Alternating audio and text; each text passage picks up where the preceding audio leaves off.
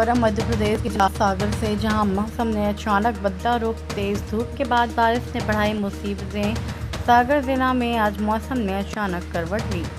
सुबह जहां तेज धूप और गर्मी से लोग परेशान थे, वहीं दोपहर बाद अचानक हुई बारिश ने हालात बदल दिए। इस बेमौसम बारिश से राहगीरों को भारी परेशानी का सामना करना पड़ा।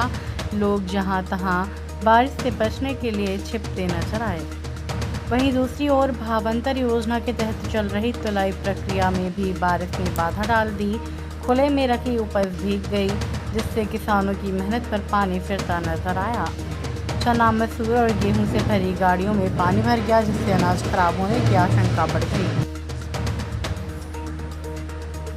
किसानों ने प्रशासन से मांग की है कि तुलाई स्थलों पर पुख्ता इंतजाम किए जाएं, ताकि भविष्य में इस तरह की स्थिति से बचा जा सके।